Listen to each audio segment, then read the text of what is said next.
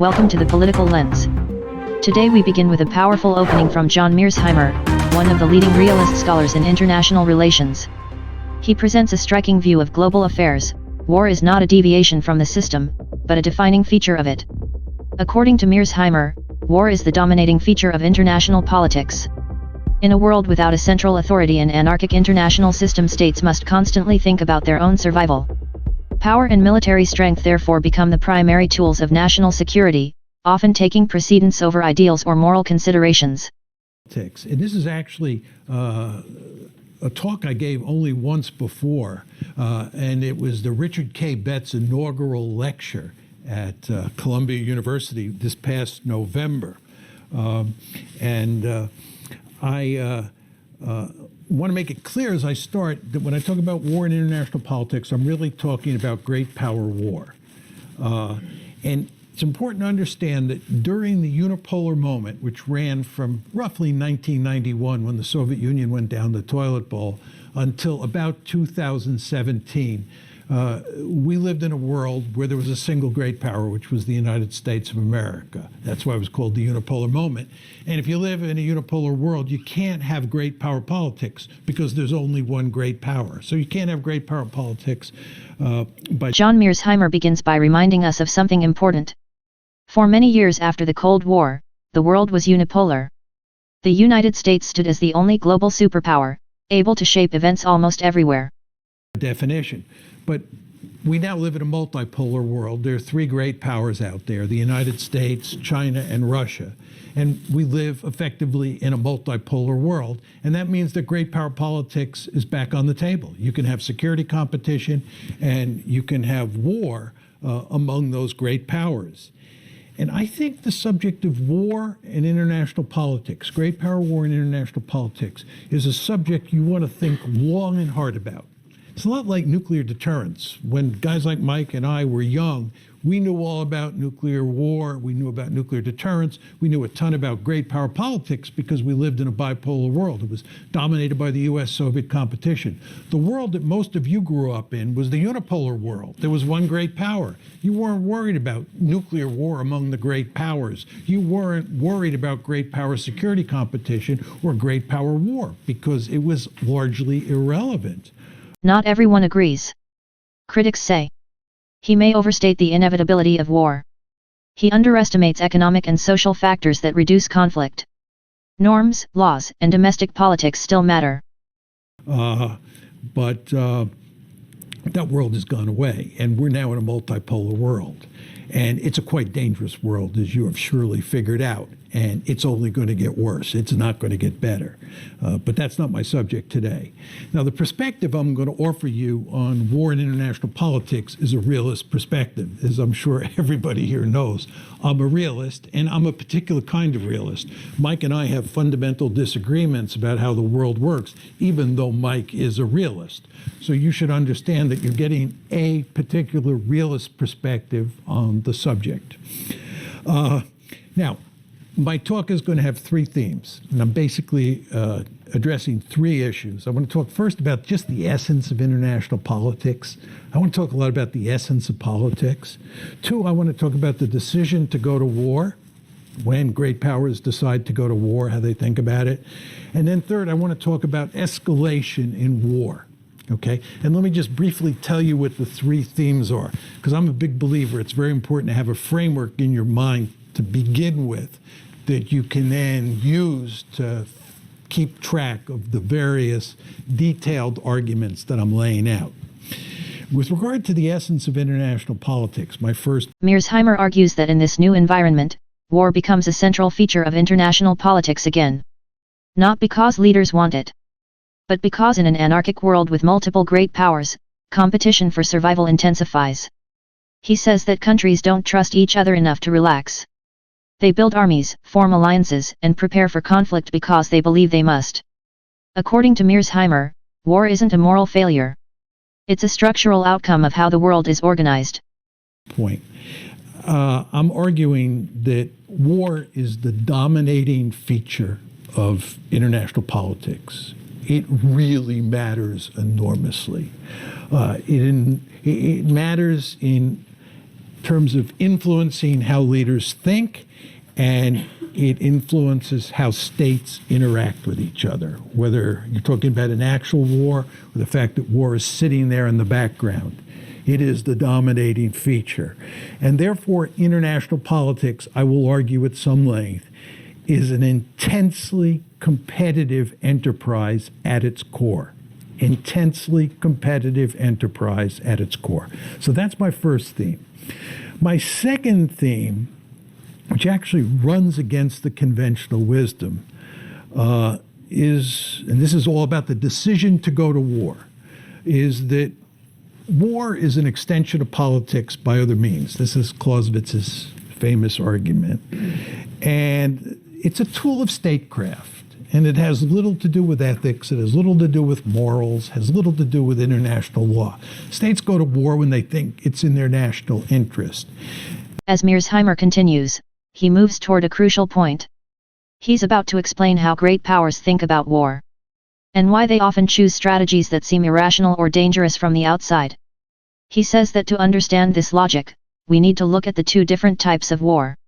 This means, very importantly, there are two kinds of wars that are acceptable and to be expected in international politics: preventive war and wars of opportunity.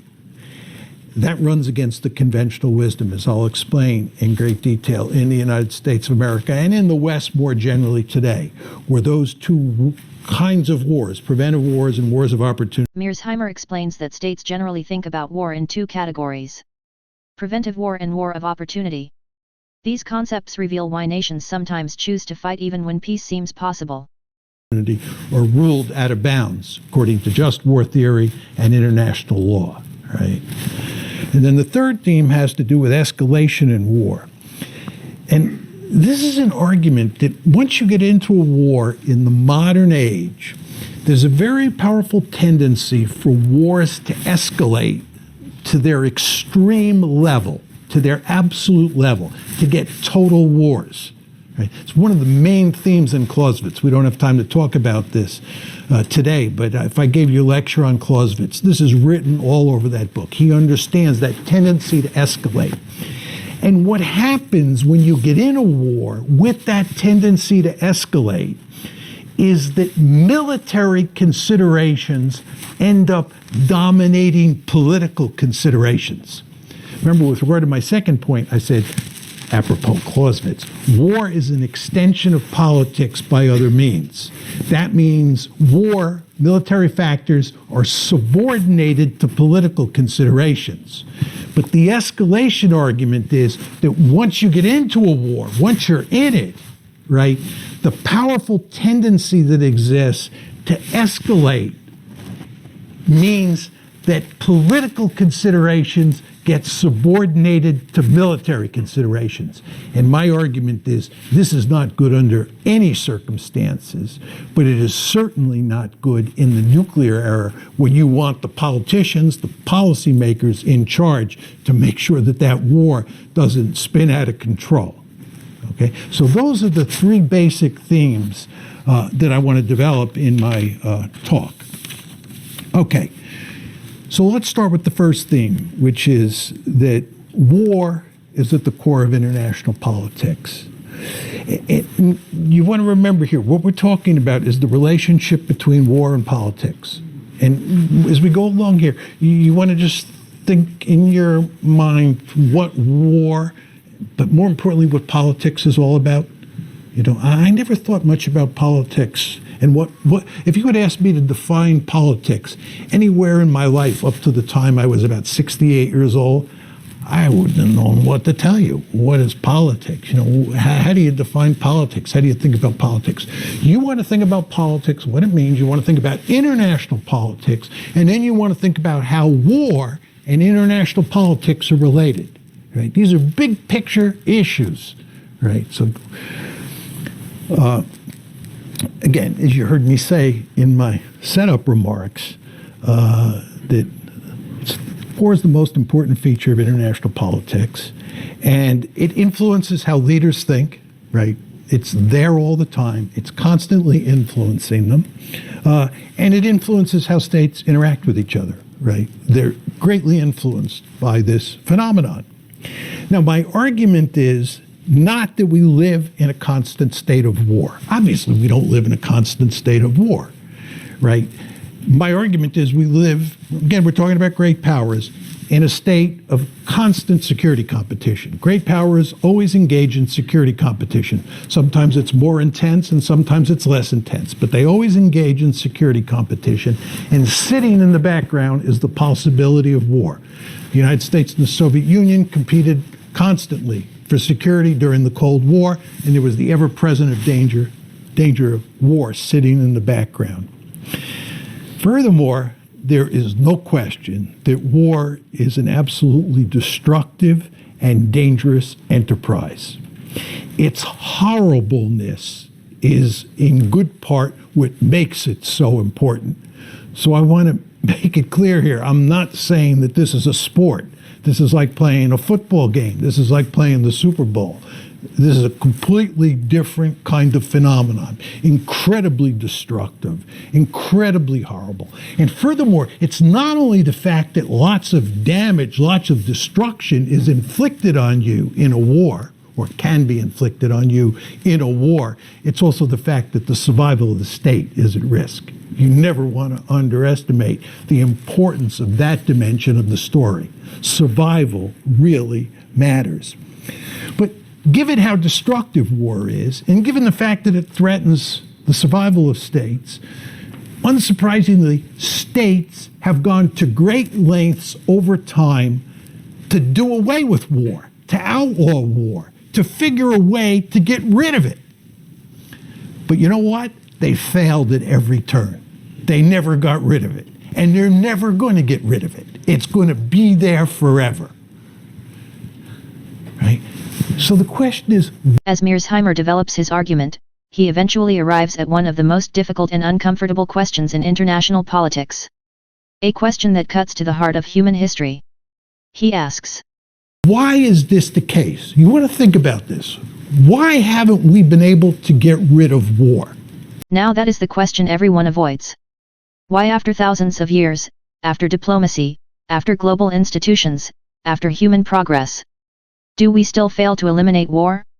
And here's the part we need to confront. Maybe war isn't just a mistake. Maybe it isn't just the result of bad leaders or bad decisions. Maybe the structure of the international system itself keeps dragging us back into conflict. No world government. No ultimate authority. Just states trying to survive and sometimes striking first to avoid being struck later. This is the uncomfortable lens Mearsheimer forces us to look through. And honestly, it might explain more of world politics than we want to admit. If we want a safer future, we can't just hope for peace. We need to understand the forces that make peace so difficult to achieve. Thank you for watching. And as always, stay informed, stay critical, and keep looking beneath the surface. See you next time on The Political Lens.